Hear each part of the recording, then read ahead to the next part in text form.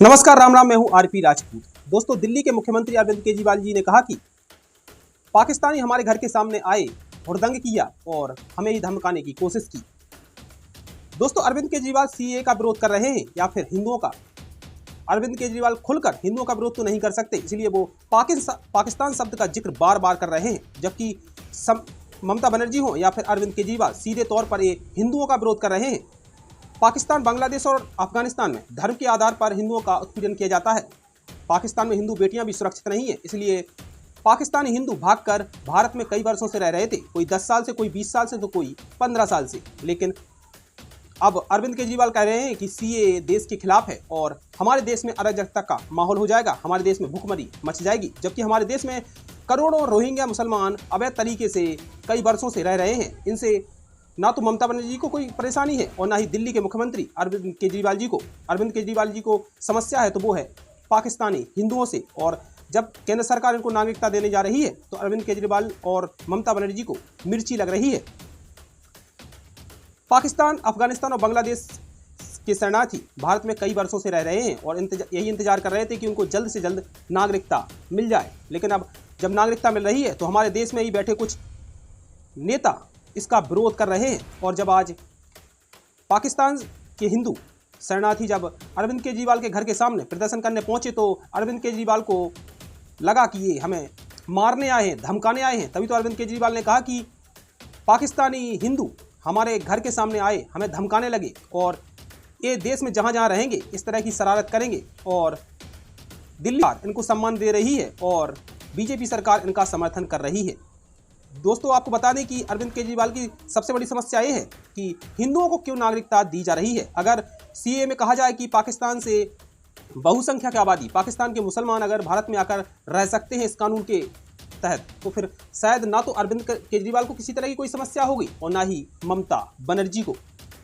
दोस्तों, आपको बता दें कि रोहिंग्या मुसलमान कई वर्षों से हमारे देश में अवैध तरीके से रह रहे हैं और कई देश के और भी रह रहे हैं अवैध तरीके से। इनको लेकर किसी भी नेता ने अभी तक कोई बात नहीं की। ममता बनर्जी तो कहती हैं कि जो बांग्लादेश से आते हैं अवैध तरीके से वो अब भारत के ही नागरिक हैं। और अब अरविंद केजरीवाल को भी यही लगता है कि शायद जो अवैध तरीके से रोहिंग्या रह रहे हैं उनको यहीं बसाना चाहिए और जो पाकिस्तान और बांग्लादेश और अफगानिस्तान के जो अल्पसंख्यक हैं उनको वहाँ मारा पीटा जाता है, उनके मंदिर तोड़ दिए जाते हैं, उनकी बेटियाँ को अगवा कर लिया जाता है। अगर वो भारत में आते हैं तो वो भारत के नागरिक नहीं हैं। तभी तो आज वो ट्वीट करके कह रहे हैं कि पाकिस्तानी हमारे घर के सामने आए और हमारे घर के सामने हुड़दंग किया और बीजेपी सरकार इनका समर्थन कर रही है।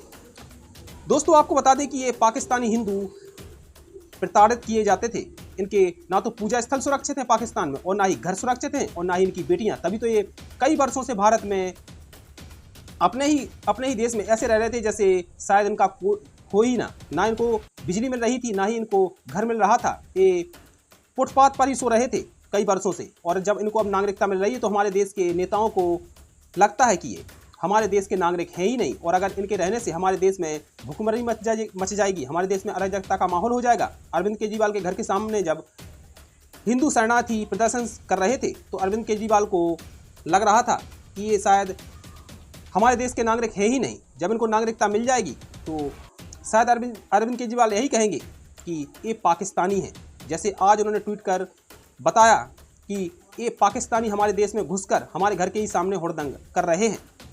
दोस्तों, अनुराग ठाकुर बीजेपी के नेता हैं, उन्होंने भी अरविंद केजरीवाल पर जोरदार हमला किया है। साथ ही क्या हिंदू की बेटी के साथ वहां बलात्कार होने दें? आप बताइए।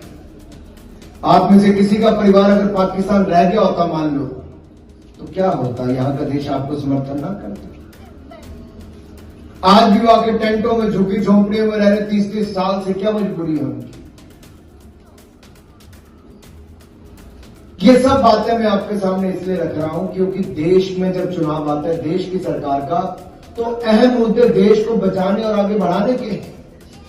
एक समय था 2014 में जब चुनाव आए तब देश में 2G घोटाला, कॉमनवेल्थ गेम घोटाला, कोयला घोटाला, अंतरिक्ष घोटाला, सबमरीन घोटाला, अगस्ता वेस्टर्न घोटाला, डेक्कन हेरल्ड घोटाला, नेशनल हेरल्ड घोटाला, कितने घोटाले मैं आपको और गिना सकता हूं। देश को लगता था कि ना जाने देश बचेगा नहीं बचेगा देशवासियों को, लेकिन हमने विकल्प के रूप में नरेंद्र मोदी जी आपको दिए। कांग्रेस ने कहा ये तो चाय बेचने वाला है, देश क्या चलाएगा।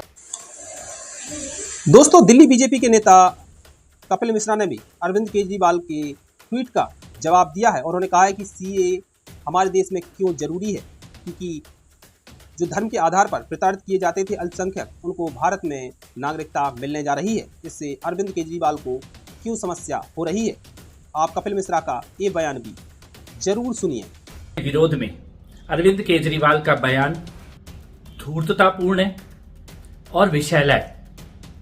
मैं अरविंद केजरीवाल जी से ये पूछना चाहता हूं कि जो वो हिंदू, सिख, जैन, बौद्ध, पारसी शरणार्थियों को भारत में आने से रोकने के लिए विलाप कर रहे हैं, झूठ बोल रहे हैं, लोगों की नौकरियां चली जाएंगी, इस तरह की बातें कर रहे हैं, मैं ये पूछना चाहता हूं दिल्ली के मुख्यमंत्री ये जवाब दें कि रोहिंग्या और बांग्लादेशी घुसपैठियों के बारे में उनकी क्या राय है। जो अमानतुल्लाह खान ने रोहिंग्या घुसपैठियों को बसाने का काम किया, 10,000 रुपए महीना देने की जो बात वहां पे आई। अस्सलाम वालेकुम, मैं अमानतुल्लाह ओखला विधायक और चेयरमैन दिल्ली वक्फ बोर्ड। आज हमने यहाँ जो परसों रोहिंग्या के लोग जिस कैंप में रहते थे, 1 महीने का राशन और 10-10 हज़ार रुपया कैश मैंने दिए हैं, हर एक फैमिली को 10,000 रुपया। दिल्ली के सरकार में जुड़े हुए लोगों के द्वारा, आम आदमी पार्टी के लोगों के द्वारा रोहिंग्या और बांग्लादेशी घुसपैठियों के आधार कार्ड, राशन कार्ड बनवाने की बात, उनके कैंप लगवाने की बात, इसके बारे में आज तक अरविंद केजरीवाल ने मुंह क्यों नहीं खोला, जवाब क्यों नहीं दिया। क्या हिंदू, सिख, जैन, बौद्ध और पारसी शरणार्थियों से ये आपकी दुश्मनी है? उसके अलावा सारे घुसपैठिए भी आपके मित्र हैं, आपके परिवार के लोग हैं। दोस्तों, आपको बता दें कि साल 1947 में जब भारत से विभाजन होकर पाकिस्तान बना था, तब पाकिस्तान में 23% हिंदू रहते थे और आज देखें तो सिर्फ 1% हिंदू बचे हुए हैं। यानी 22% हिंदुओं का या तो धर्म परिवर्तन करा दिया गया या फिर उनको मार डाला गया। तभी तो आज पाकिस्तान में सिर्फ 1% हिंदू बचे हुए हैं। धर्म के आधार पर उनका उत्पीड़न किया जाता है। पाकिस्तान में मंदिर तोड़ दिए गए। पाकिस्तान में बड़ी तादाद में उन हिंदुओं का धर्म परिवर्तन कराकर उनको मुस्लिम बना दिया गया। यही कारण है कि पाकिस्तान में अब कोई भी हिंदू रहना नहीं चाहता। पाकिस्तान में पहले 428 बड़े बड़े हिंदू मंदिर हुआ करते थे जहां पूजा होती थी, लेकिन आज देखें तो सिर्फ 20 ही ऐसे पूजा स्थल बचे हैं जहां हिंदू पूजा करने जाते हों। 408 को नष्ट करके वहां के बहुसंख्यक आबादी ने कब्जा कर लिया। वहां पर बड़े बड़े मॉल, शॉपिंग कॉम्प्लेक्स और ये सारी चीज़ें रिहायशी बस्ती बन चुकी हैं। वहां पर पाकिस्तान में कोई भी सुरक्षित नहीं है और पाकिस्तान के सिंध प्रांत में तो 300 से 400 हिंदू लड़कियों का हर महीने अपहरण करके उनका धर्म परिवर्तन कराकर वहाँ के मुस्लिम निकाह कर लेते हैं। पूरे पाकिस्तान में हर साल करीब 5,000 हिंदू लड़कियों का अपहरण किया जाता है। और ये हम नहीं कह रहे, पाकिस्तान का डॉन अखबार भी कहता है कि पाकिस्तान में बड़े पैमाने पर हिंदू लड़कियों का अपहरण करके उनका धर्म परिवर्तन कराया जाता है। यही कारण है कि पाकिस्तान से हिंदू लगातार देश छोड़ रहे हैं और अब भारत में रहने को मजबूर है। कई साल से पाकिस्तानी हिंदू भारत में रह रहे थे। हम आपको तस्वीरें दिखा रहे हैं, मजलू के टीला की जो तस्वीरें हैं आप जो स्क्रीन पे देख पा रहे हैं।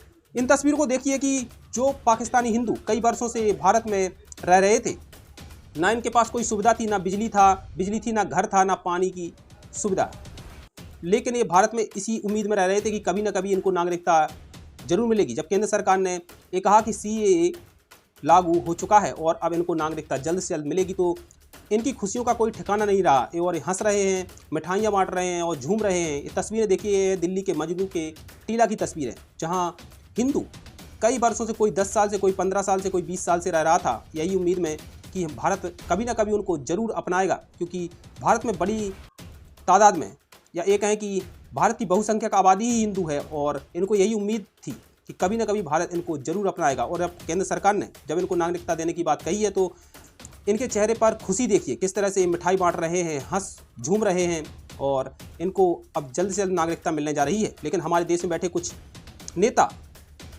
वो सीएए का विरोध कर रहे हैं और इन लोगों के खिलाफ बोल रहे हैं। जब यही हिंदू शरणार्थी जब अरविंद केजरीवाल के घर के सामने पहुंचे तो अरविंद केजरीवाल को जोरदार झटका लग गया कि आखिरकार इनमें हिम्मत कैसे हो गई कि ये हमारे घर के सामने प्रदर्शन कर रहे हैं। दोस्तों, आपको बता दें कि यही अरविंद केजरीवाल रोहिंग्या मुसलमानों के खिलाफ एक शब्द नहीं बोलेंगे, जबकि अवैध तरीके से कई वर्षों से हमारे देश में रह रहे हैं और एक जो सुविधाएं भारतीय नागरिकों को मिलनी चाहिए रोहिंग्या मुसलमान उठा रहे हैं। अब सवाल उठता है कि अरविंद केजरीवाल को हिंदुओं से इतनी नफरत है क्यों? ममता बनर्जी तो पहले से ही कह चुकी हैं कि भाई जो बांग्लादेशी अवैध तरीके से भारत में रह रहे हैं वो भारत के ही नागरिक हैं, और अब अरविंद केजरीवाल भी उसी रास्ते पर चल दिए हैं।